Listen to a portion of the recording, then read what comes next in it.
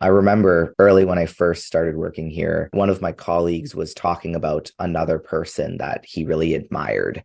This really sticks out to me because he described this man as like, this guy's been through hell. He had a rough childhood. He's been through so many universities and he is awesome. He's one of the best people I know. He never quits. And I think that all of his experiences actually really add to his abilities as a clinician. And I was just like, gobsmacked. I couldn't even believe that somebody would genuinely believe that. I'm just so used to the stigma that it was truly one of the pivotal moments of my life of being like, holy crap, my experience could actually mean something and somebody else might even see that.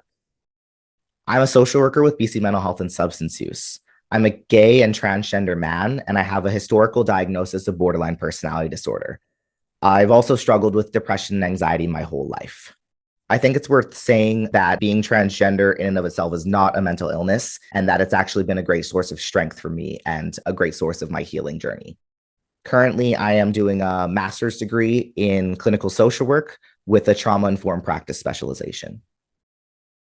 I'm both a mental health advocate and a person with lived experience with post-traumatic stress disorder. I currently am in a leadership position within the healthcare field. I also have a private practice where I teach about trauma as well as provide therapy for those who have experienced trauma. Most importantly, I'm a mom, a wife, and have an amazing community of friends who support me in my life and my work.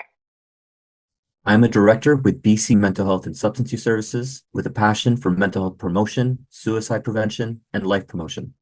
I'm a second generation Latin American of Chilean and Ecuadorian descent with lived experiences of depression and suicidal ideation. Employment takes the hard things that I've gone through in life and channels them in a way that is helpful for others. It's a big part of my identity. It's a source of survival for me. It's a source of fulfillment for me. And it's a source of joy for me. I remember prior to going to this role, I actually said from the very beginning that I'm a person with lived experience. But the one thing about that, the hesitation I would have is fear of employment, of not being employed, because I could be perceived as being unstable. I could be perceived as, when is this guy going to break down? There's no predictability with him.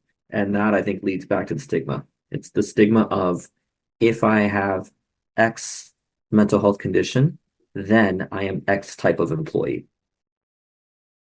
I don't mind sharing my mental health pieces and mood pieces and the post-traumatic stress part. I'm overly excited to share that, actually. I've been doing it quite a lot in the last few years. However, if I were to bring up my historical opioid use disorder, it's like, whoa, no, we don't talk about that one. Right. And the reason I don't is because I see so much stigma against all my fellow employees who show up and talk about substance use. And I think there's this little seedy underbelly that we don't talk about that one, but we can maybe talk about this one. And so I would say I would share pieces of my story with different people, depending on who they were and in what position of power they were in, and which piece of me is acceptable and which isn't. My fear talking about this stuff is that somebody up in the stratosphere of PHSA is going to use my diagnosis against me to tell me that I can't do my job, that I have worked so hard for and I'm so passionate about.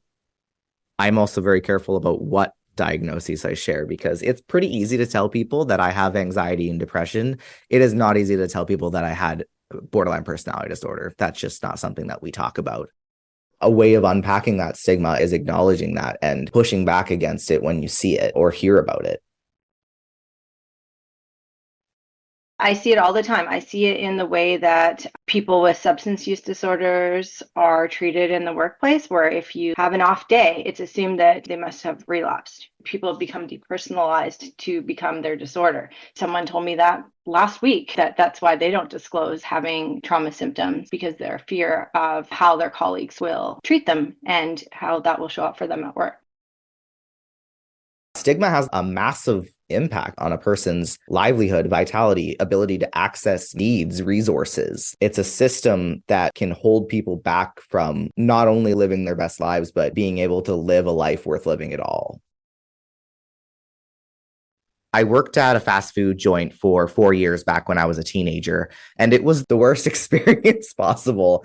If you didn't show up to work, you're basically ruining it for everybody, and they don't care why. It doesn't matter. And God forbid you have to go home in the middle of your shift or just be a person at all. I see stigma as being connected to privilege. If you are mentally unwell, if you have a substance use challenge, all those things put you at a disadvantage from the perspective of society. I remember in a previous job being told that when you come into this workplace, leave your problems at the door. People don't want to see it. I remember that was one of the specific things that my supervisor told me. And I learned at that time to edit myself, adjust myself to the environment, because I needed work, I needed to survive, and I needed a distraction from the depression and the pain. So all those things kind of fed into this belief that the workplace is a place where you show up with a certain role, but it's not who you really are. In the past, I have disclosed my mental illness to previous employers, and it was not received well. It was received like a moral failure, and I was basically suggested that I hide it moving forward. For my practicum, I had told my supervisor that I needed a mental health day as a sick day, and I was told at that point that I should never, ever share that to an employer. We have to be so careful in our workplace relationships and make sure we know who's cool. It comes with that risk. It's like high risk, high reward. You reveal yourself, you find people that either don't like you, or you find people that are fully with you.